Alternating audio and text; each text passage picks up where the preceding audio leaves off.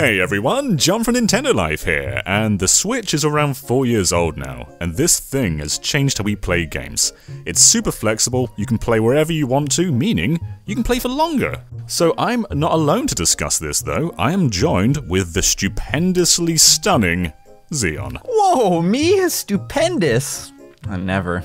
And I'm also joined with the miraculously vibrant Alex. Diddy Kong Racing.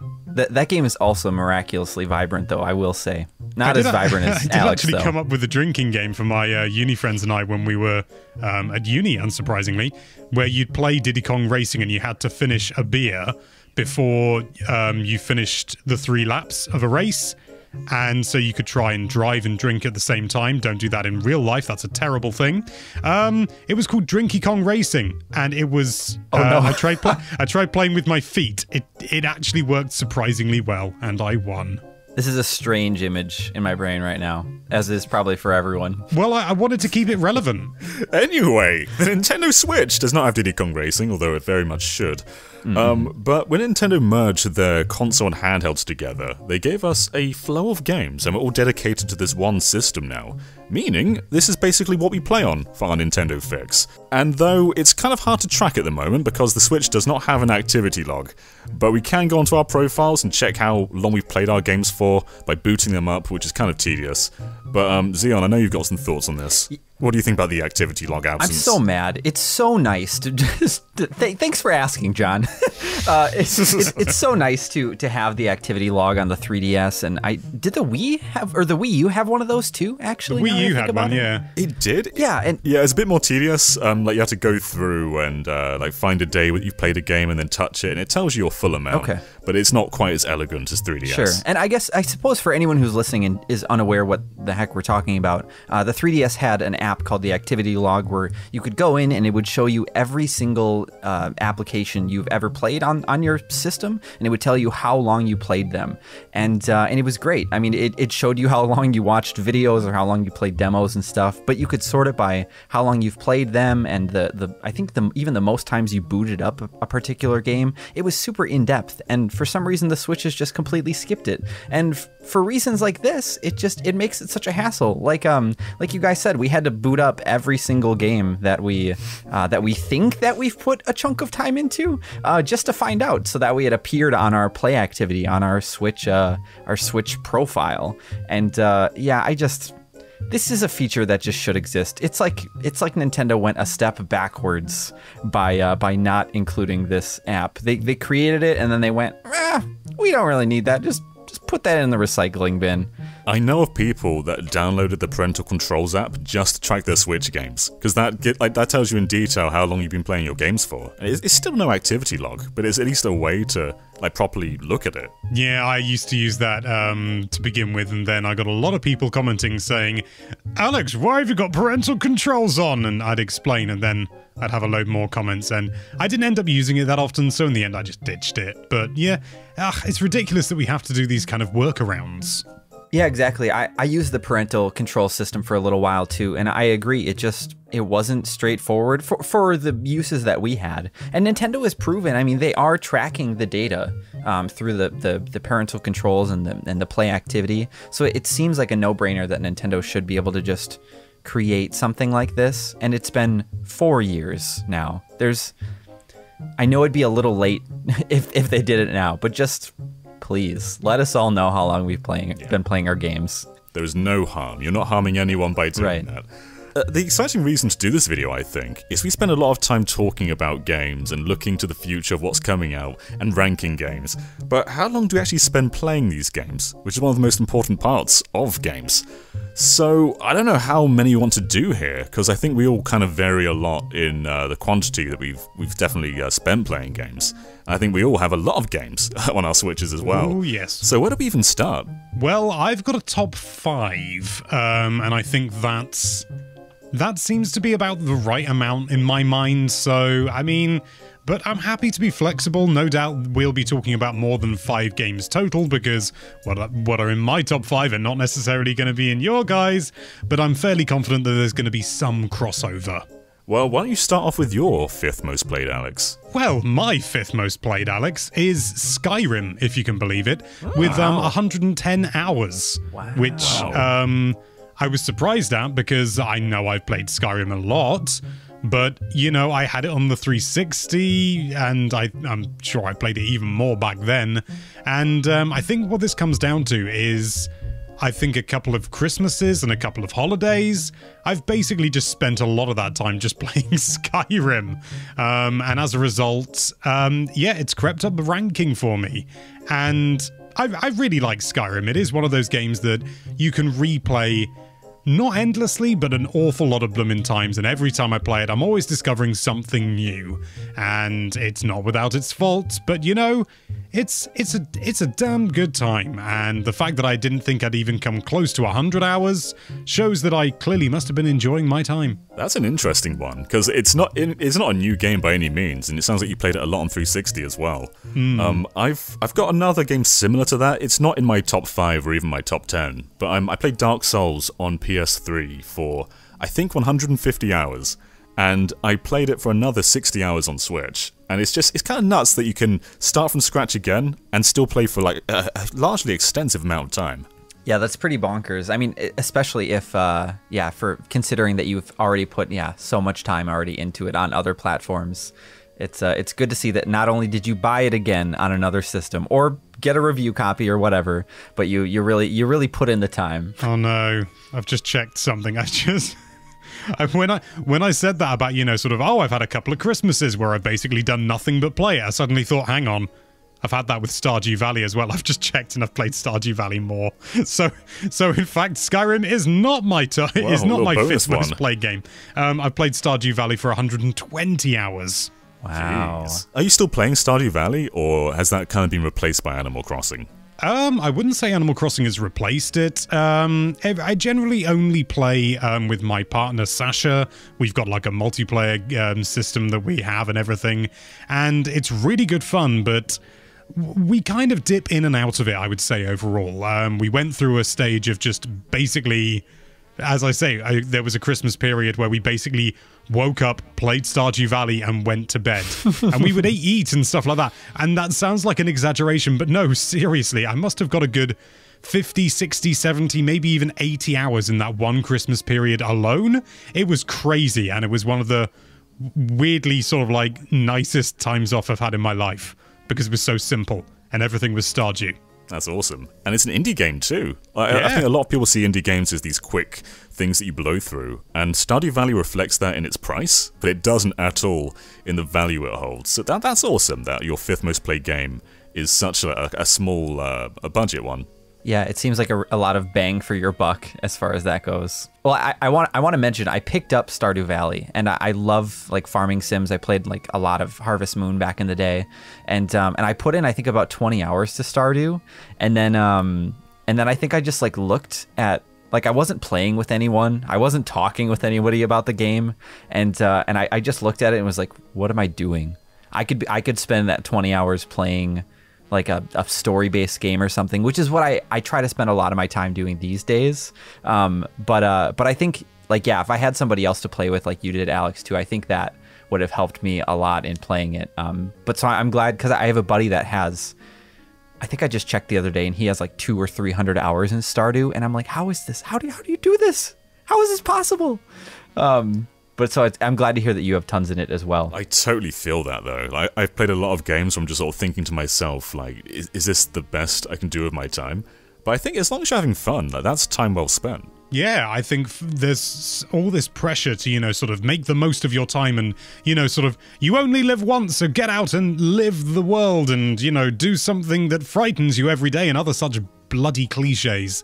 But at the end of the day, if what you really want to do is just, you know, sort of sit down, you know, cozy, well-fed, maybe you got a drink in hand, and play some Stardew Valley, or like sink more hours into any one of the other games that we've got here. And if that's what you genuinely want to do and it makes you happy and healthy, you're not hurting anyone. Just do it, you know? What's wrong with it? There's all this pressure to do different and like exotic things, and you know, I'm not saying you shouldn't do exotic things, but that's not to say you shouldn't do something cozy and relatable and simple as well. So my fifth played game is Splatoon 2, and it's not even with a ton of hours. I could be wrong. I might have more games that have more, but I have 30 hours in Splatoon 2. And that's surprisingly, that's mostly the campaign, I believe.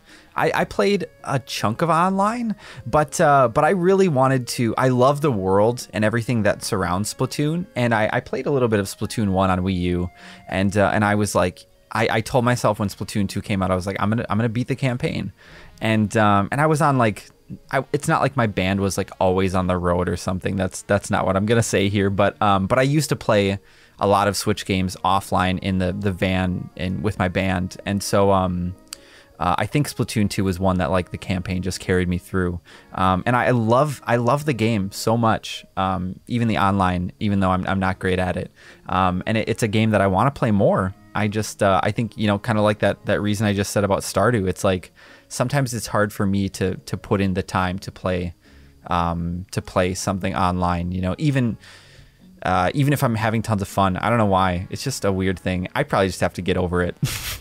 But this makes it a bit tricky for me because that's my fifth as well. I put in 145 hours, and I played the Wii U one for like 100 hours as well, and I thought I kind of had my fill with Splatoon, but then I just kept playing more and more.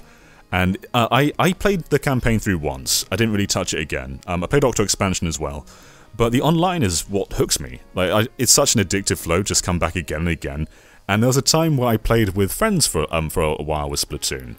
But even my 145 hours looks small compared to some people on my friends list. I have several people with over 1,000 hours in Splatoon 2.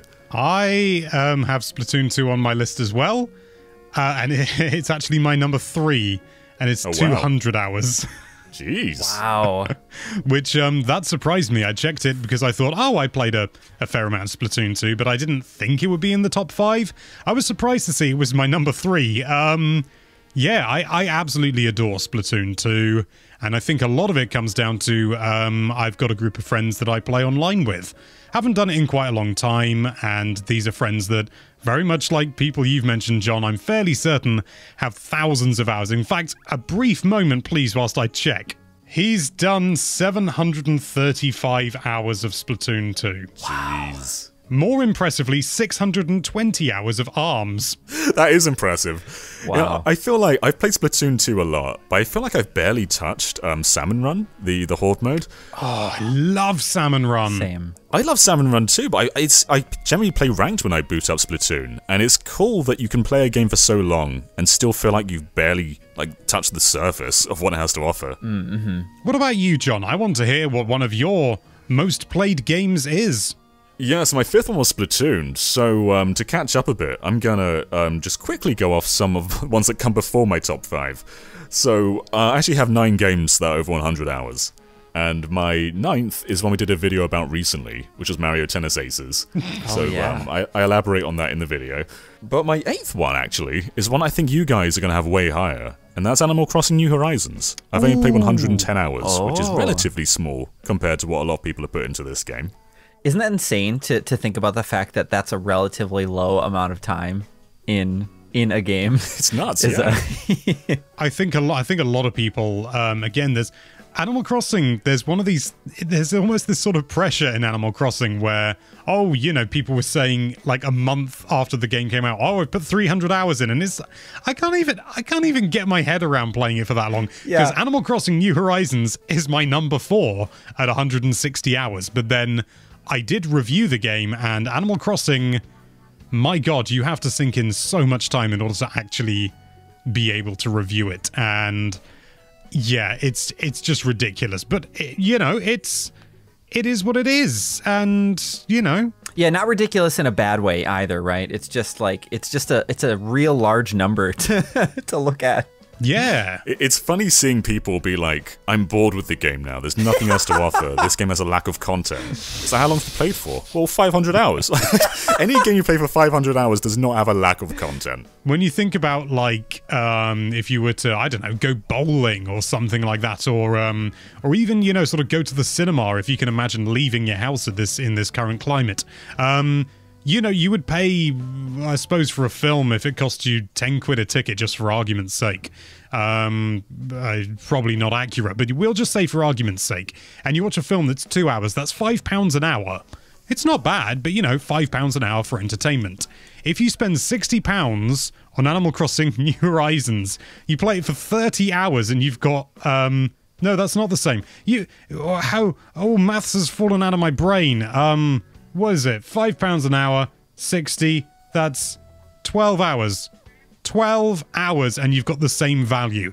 I think some people just put this ridiculous amount of sort of like pressure and onus on getting the most out of a game, when realistically, gaming is one of the most ridiculously like good value ways to entertain yourself. There's nothing that even comes close except maybe sitting down or, you know, the thing that you do when you get to a certain age. I do feel like we put a lot of pressure on how long a game is as well, and that doesn't matter that much. Like, this is a video about the games we play for the longest, but I still feel like you can play a game for like 5 hours, 10 hours, and it can still be one of your favorite games. Like, short games aren't bad by any means. I think Untitled Goose Game is a classic example of that. It is a very short game. Yeah, there's some other things you can do to kind of like pad it out, but that, you know, those few hours are just absolutely magical from start to finish. And that doesn't mean that long games that take you hundreds of hours to complete or something like that doesn't make them lesser. It's horses for courses, different experiences are different things. I think just because they come under the banner of video games, a lot of people seem to think that they need to be comparable, and I don't think they are. The one thing that that comes to mind for me is I think that developers, you know, just need to be somewhat they need to be transparent with like how much time you can put into a game. Because I remember so I was working at GameStop at the time that Star Wars The Force Unleashed 2 came out, and I think I never played it, but I remember hearing loads, and we had tons of people trying to trade the game in and return it because it was like a 5 or 6 hour campaign, I believe, and at that time, you know, we had people dropping 60, you know, full retail on a game, and that they expected to be able to put 15, 20 hours in, whatever.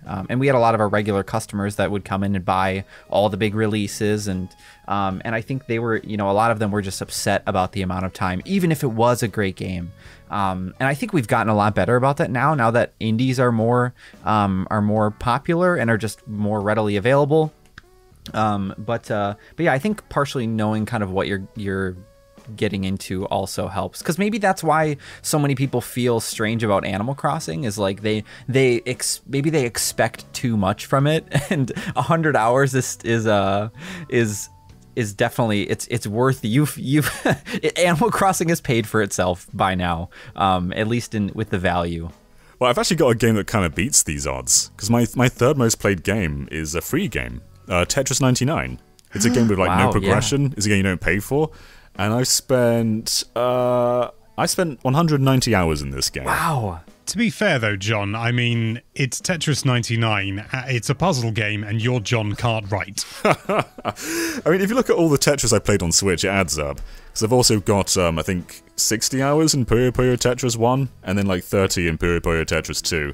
So there's been a lot of Tetrising on the Switch for me. You paid for those, so you should feel like, I don't know, maybe you owed, like sometimes I feel that way a little bit, like I bet a lot of people feel that way too, like they paid solid money for a game, they feel like they owe, you know, it time, you know, so it's interesting to know that you did that with a free game, technically. I mean, I guess free in quotations, right. You pay a subscription to get access to this game. I do feel like, though, that this completely changed my opinion of Switch Online. Like, the NES and Super Nintendo games, like, they're neat, but I've played my fill of those. I've played the majority of the games on that system that I want to play. Whereas this is something entirely new, and if I lost my Switch Online subscription, I'd be sad, because this is my comfort game. I would often, like, just boot up a game of Tetris 99 and play for, like, 10, 20 minutes, and then, like, that's it. That's my gameplay feel for the night. And I think because I do that so often, it just kind of, it builds up to nearly 200 hours. But I don't play in bulk. Like, this is just something that kind of accumulates over time. So, Xeon, is there another game you want to talk about on your list? So my number 4 is, because, yeah, what was your number We 4? bounced around a bit. Let's just we'll try and get some structure. So what's your number 4? So my number 4 is I Am Setsuna, which was like I think it was a launch title on Switch. But funny enough, this was one of those scenarios where I bought a physical copy from Japan, and it had it was a multi-region version, so it has like a North American cover as well, which is like really strange, but it also has a Japanese cover. So I actually didn't even get this launch day. I like had to wait for it to arrive. But I think I really liked the game a lot. It's like a Chrono Trigger, basically a spiritual successor, and the story is really deep and touching, and the soundtrack is to die for. I love it so much. And but yeah, I've only put 35 hours into that game, and it feels like there should be more games that I've put more time into on my Switch. But after I popped in tons of cartridges, and I have so many little like 20 hours here and there. Like I think Astral Chain was 25, Yooka-Laylee and the Impossible Lair was 20 or 25, even like Undertale, which I thought that I sunk my life into. Apparently I only played it 15 hours, and I don't even believe that. That just doesn't even seem right to me. But the Switch doesn't lie. But yeah, I guess I Am Setsuna was my 4th most played game, surprisingly. I think that's very normal. Like, playing games for 100 hours is not a norm. No. I think it's awesome that you have all these different games you've played through for a pretty significant time. Like, 30 hours is completion for most games. And the fact that you own so many games and you've gotten through a lot of them that much, like, that kind of speaks volumes to you as a quantity player. Like, you play so much, but you do get through these games. That's true. Yeah. And I do try to. I mean, sometimes, stuff comes around. Like, I finished Travis Strikes Again, and I'm not happy with that game at all. But I did it, and I bought it, and maybe that's maybe that's part of it too. I Am Setsuna. Maybe I saw it through because I paid hard-earned money for it too. Who knows? But it does. Yeah, I do. I've been trying harder these days to actually finish the games, even if they are short. It's funny to say short, but even if they are only 20, 25, 30 hours, whatever. But I think I've got 3, so I'll do my one. Yeah, sounds good. So my number 3 is it number 3 or is it number 4? I've bounced back. This is my number 4 one. So this is Mario Odyssey. Tetris was number 3. Oh, wow. So Mario Odyssey, I've played for 100 hours. And I've done everything you can in this game. I've got all the moons, I've got all the costumes, I've just done everything that you can possibly do. And I still feel like I can come back to this game a lot of times and just play through it again. Like, I started a playthrough again twice now. And the last time I did it, I guess I kind of forgot how good this game was. And I revisited it. I was like, whoa, this game really is as good as people were saying it was when it first came out. So I feel like this is one of my favorite Mario games. And I don't think... I might have replayed Mario 64 enough to reach 100 hours, but I don't think I've played many other 3D sandbox Marios for anywhere near this long. No, I don't think I have either. I know that... I must admit, I haven't actually checked how long I've played Mario Odyssey, so who knows? Maybe I've played it more than Skyrim. But I don't think so. I'm relatively confident in that maybe I've done like 70 hours, give or take. I mean, I put 60 hours into ARMS, so what do I know? But it is just a wonderful game, and yeah, you're not going to be able to get the same number of hours out of it like Splatoon 2, maybe, because that is kind of perpetual, for lack of a better term. Mario Odyssey, you can do everything, which I've done as well. I hasten to point out, I have done everything, and I did start a new playthrough as well. I didn't get very far, but yeah... it is honestly one of the best experiences on Switch.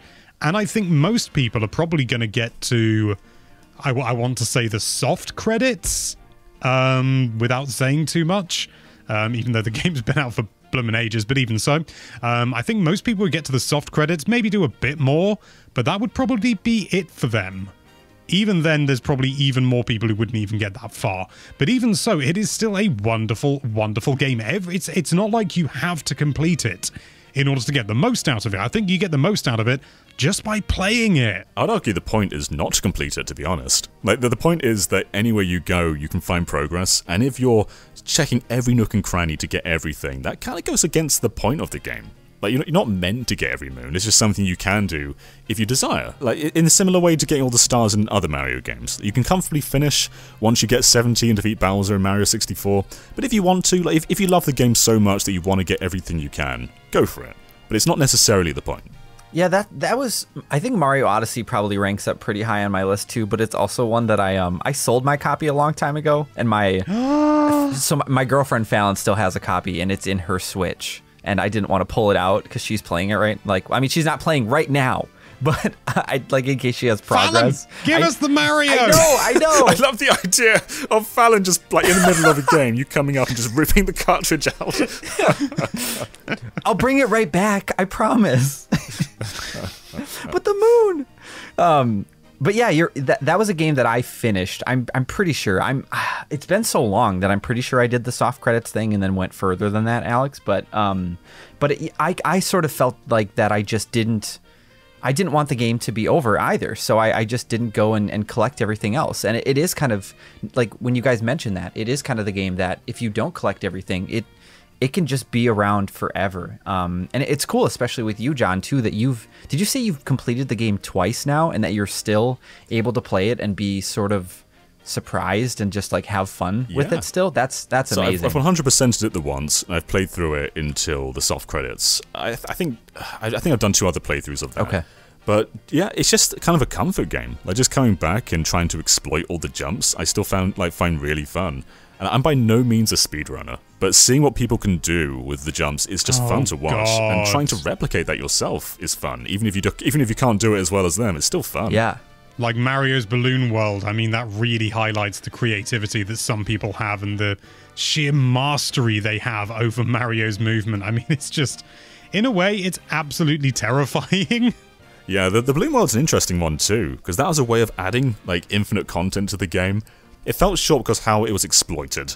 There's a lot of out-of-bounds glitches, which felt like it was the majority of balloons that got placed, and that kind of ruined things. But for a while, I had a lot of fun with that mode.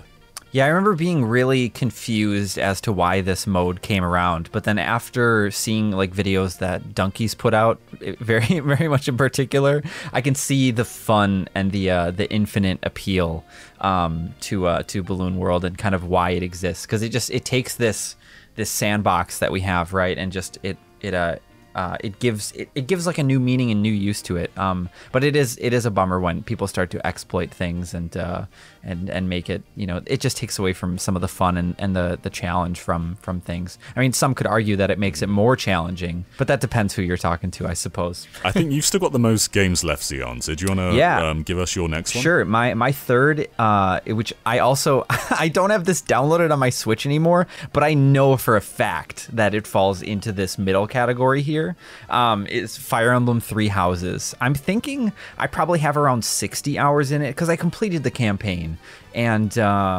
it could be more around 40, somewhere around there. But yeah, I played through it once, and I put a lot of time into this game because I was able to preview it for Nintendo Life, so I wrote that,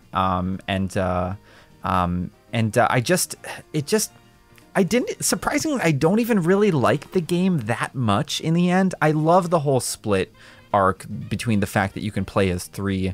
You can start the game with 3 different characters, and there's all sorts of different endings and things. But overall, it just as far as like turn-based or like tactical RPGs go, it doesn't even fall like high on my list. But I think it's only on my most played games because I put in the time, and effort, and I wanted to see it through to the end. And it happened. It's like I got a tattoo, and it's forever just branded on my Switch playtime. This is an interesting one for me because I own the game. It's sitting on my shelf, and I booted it up once. I didn't play any further than that. I always intend to go back because I know this is like one of the pinnacle, like one of the biggest Switch games out there. But it's my gap. It's the one I haven't played. You know what, John? I loaded my copy up twice. Oh wow, you're really stretching. You got him beat. I didn't get past. Like I don't know how much you know, John, but I know Zeon will know. I didn't even get past what is generally considered the tutorial. The first like 2, 3, 4 hours of the game. Sure. I'm still in the past. I just never got any further, and for the longest time, I didn't know there was any more than that. I thought I was going to stay in the same time period. I didn't think everyone was going to get upset. It's weird because for me, if we were talking about 3DS as well, I finished Awakening and loved that game absolutely, and I think Three Houses was trying to do so many new things for the series, and I feel like it kind of flopped in a few areas, and I think that's probably why I remember it with just a weird taste in my mouth. But it's a game that if you want to see through to the end, it requires a lot of time from you. And I only did one playthrough. To see all of the game's like true routes and everything, I should play it more. And maybe someday, but that's a big ask for me. I think Alex and I probably have the same top two, and they're probably very similar hours as well. Oh, quite possibly. But can I just put an embargo on number 2? If it is indeed the same, John, can I just put an embargo on it, and just say we can discuss it briefly, but well, I'll just say it's Breath of the Wild, isn't it? Yeah, it's Breath of the absolutely. Wild. We've already got an entire bloody video where we spend an hour gushing over this game, and it's one of those games where I think it's probably more normal to have more than about 30 to 50 hours in this game. I've got 240 hours. That's 2 playthroughs, not completed, but a standard playthrough and master mode. And I suppose I could complete master mode, but I'm still trying to get through the Trial of the Sword, and I just haven't. I stupidly told myself I'm not going to play Trial of the Sword in my normal playthrough. I'm going to do it in master mode. That was a mistake. So this is another sort of Splatoon thing for me, where I've played the game for a long time, but I still feel like there's a lot I can do. So I've played for 330 hours, wow. And that's mostly all in one playthrough. I've started up another game just to sort of play casually. I never finished it again though. But on my main file, I've got all the Korok seeds, I've got all the shrines, I've done the Trial of the Sword. Basically everything you can do is done in that file. And I started Master Mode, but I've not really gotten far in that. So if I wanted to, I could play that again and build up like another 100 hours. So it's just crazy that there's still so much you can do after so much time. On a personal level, John, I would highly recommend Master Mode. It's not like playing a new game or anything like that, but if it's been a while since you've played the standard playthrough, really give Master Mode a go, because you'll rediscover things in a very different way, surprisingly, given that it's just harder. I liked the Guardian lasers get off-put a bit. That's kind of cool, because that was my biggest problem with the main game, is that they're so predictable. So that was a nice change. What I like about Breath of the Wild, though, is I can just go back to my main file, which has everything done, and I can still just walk around and just chill and have fun, and for like an hour or two. And I can't think of any other game I can really do that in. Yeah, so my number 2 is also Breath of the Wild, and I have 160 hours in the game, and I have not actually finished the entire game. I mean, I beat the campaign, and I did the I haven't finished Trial of the Sword, but I did all of the DLC from the second, not the second pass. Oh, the Champion's Ballad. Yeah, I did all the DLC from that, but I still have tons of shrines left to do, and I think I mentioned this in the big Breath of the Wild discussion that we did, and I think I got not scolded by you guys, but you're surprised by this, but I still have not started Terrytown. Like, I have not even found the Freyon! I know I'm still annoyed.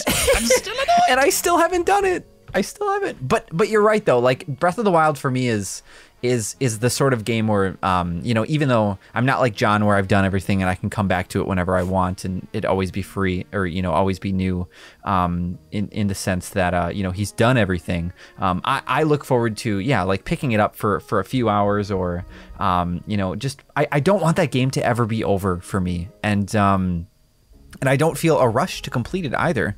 Like, I remember I was with a friend and they were getting a tattoo, and I think this was probably the year the Switch came out, and the person behind the counter was talking to me, and they were actually playing their Switch. They were like the receptionist there, and they had a huge collection of amiibo underneath the desk that they were using to like unlock all the gear and stuff. And it was nuts to see, like in a good way. And it's nice to see that, you know, some people have like, you know, wanted to do everything. Like I had a coworker that was trying to collect all of the Korok seeds as well, and he was going like mad about it because I think he had like 15 left or something, and he just couldn't find them, and he had mapped it all out. And that I mean, for some people that sounds fun. To me, that doesn't. But yeah, I love the idea that this game will just be around forever, and there will always be something new to find.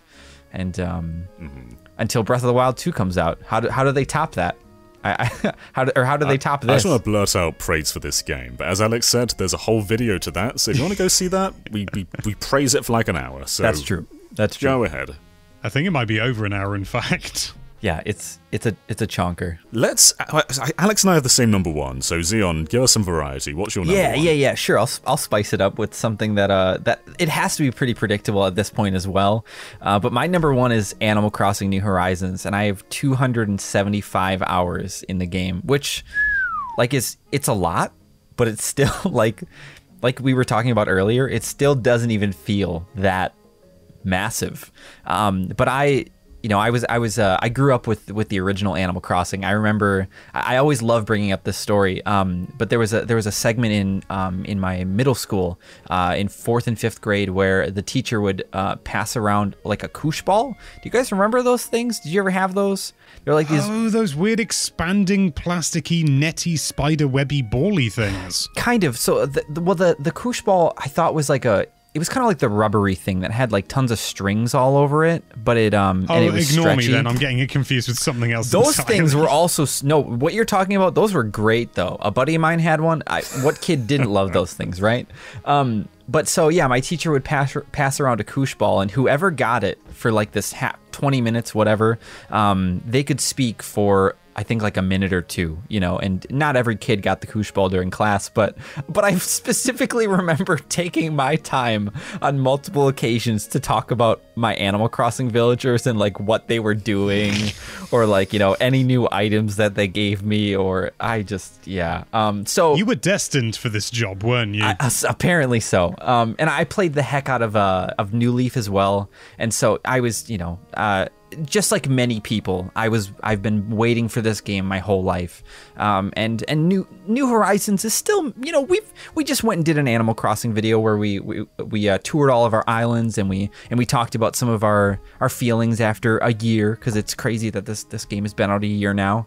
And there's still, you know, there's still things I want from it, but I'm still very pleased with the overall experience. Like just getting to be able to put things on your island in any place that you want basically is such an amazing thing.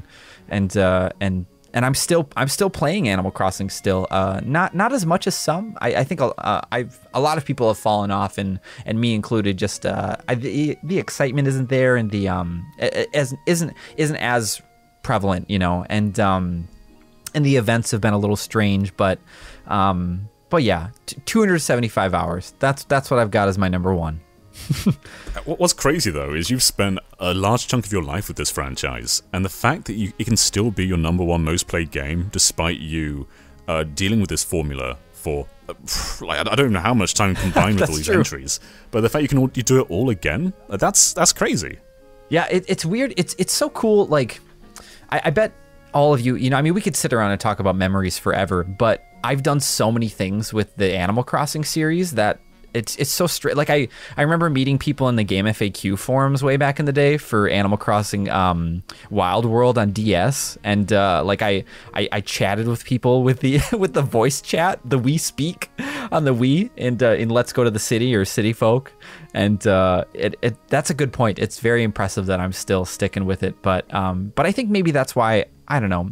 There's something about these just kind of like slice of life, you know, like simulator fun games. Like the Sims always stressed me out, but Animal Crossing is just so chill and it's so creative that it sucked me in. And the animals, I mean, all of the animal villagers too. Like everybody can have a favorite. It's just such a special game. All right, shall we go on to our last one, Alex? Go on. I tell you what. Why don't you read out just how many hours you've done, and then I'll read out how many hours I've done, and then we'll say the name of the game. All right, 565. 525. You've just outed me. But if we combine them, that's like 1,000, right? And we're pretty much the same person. Who would have thought that you could play Diddy Kong Racing for that long? I feel like this, I've played most of my time in Smash has been spent playing with randoms online. I try and get most characters I can into Elite Smash. And I've got, I think, like 14 at the moment. But going through my battle records online, what's interesting is a lot of characters I haven't touched at all online. I've played, let's see. So I've played, I've got 3,856 KOs as Pichu. Then it goes, my second one is 1,000 KOs as Ridley, so it goes way down. But after around 10 characters, it becomes very few, and some characters I haven't touched at all. So what's nuts to me is I can spend this long in a game and still barely touch a bunch of the characters. It's just baffling, but I mean, you do get kind of stuck into a character that you really enjoy, and they're who you play with, or indeed characters. In fact, you've inspired me to load up my copy and have a look at my stats, because I forgot that it does follow that sort of granular stuff. And admittedly, not all of the information will be here, because I had a bit of a conflict between save files, so I actually lost some progression at one point. Minor, but I'm just it's not necessarily accurate of the true reality. Mine's 282 hours, which can't be right. So maybe that's because you had some save file issues? That's kind of taking the wind out of my sails. Well, regardless, your Switch online play activity is something's up with your saves, so don't sweat it. I've got 999 KOs as Ridley. So what are your top 5 most played characters online? That would be Ridley. These are KOs actually, so average KOs per battle. Simon is number 1 at 4. It's hard to. Where do you see? Oh, here we go. Battles. I've done 513 battles with Ridley, 437 battles with Olimar, which, again, that doesn't sound right. 386 battles with Banjo. I guarantee you I've done more battles with Banjo than I've done with Olimar. Min, I've done 275. Yeah, it reckons I've only done 107 with King Dedede, despite him being one of my mains. Huh, that is strange. But in any case, it just kind of showcases that you can spend a huge amount of time on just one character in Smash, and the fact that there's like 80 of them, like, I feel like I can stop maining my main ones and just jump onto a bunch of others and easily get another 500 hours out of this game. I can see myself, certainly if they keep updating it and keep introducing new stuff, I'm going to be playing this for a ludicrous amount of time. I mean, yeah. 525 hours is already pretty ridiculous for any game, realistically. And there'll be some people in the comments who go and they say they've played EVE Online for like 20,000 hours. You do you, but 500 hours of anything is a lot, except like sleep. Yeah. With most of my Switch games, I tend to sort of average around, I guess 20 hours, maybe be my average. I've got a lot of games in like the 40 to 50 mark. I think a lot of those 40 to 50s are some of my favourite ones. Like, I discovered Dragon Quest this generation, and with like Dragon Quest XI's and Dragon Quest Builders 2 and Dragon Quest Builders 1, they're all around 40 to 50 to 60 hours. And I think that's kind of what I value a lot. Just like a game that you can put a lot of time into without it being a dedication. So like, is that the same for you guys? Do you have like a bunch of games in that sort of area, or do you kind of just stick with the top picks that we've talked about already? No, I think I'd agree with you on the former point. There's a lot of games, like one that immediately springs to mind is ARMS, that I said I put 60 hours into. I absolutely adore ARMS, and I still load it up every so often to this day. Another one would be like Hollow Knight, which is an incredibly good value game. My god, it really is like arguably a short game where it's really, really rich. Those short hours are incredibly rich.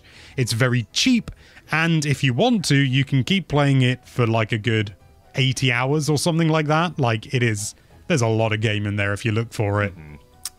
Yeah, it's interesting for me to like look back at my play times too and see, you know, like I Am Setsuna and Splatoon 2. I love the online multiplayer of Splatoon 2, but it's interesting to see it rank so much higher in my list, even though, you know, it is only 30 hours on Splatoon and 35 on I Am Setsuna. But those weren't even my most, you know, memorable experiences. You know, I was surprised to see that Undertale ranked so low, even though like that game has left such an impression on me, and it just goes to show too, like, you know, like you guys were saying, with some games that, you know, it doesn't matter how many hours you sunk into it. You know, even a short experience like Untitled Goose Game with Alex can leave a lasting impression on a person. I will say one thing for us just being in media too. Sometimes like I notice personally that I jump around between a lot of games. Like I think I have like 25 hours in Story of Seasons, Pioneers of Olive Town, and that game has only, you know, been out for.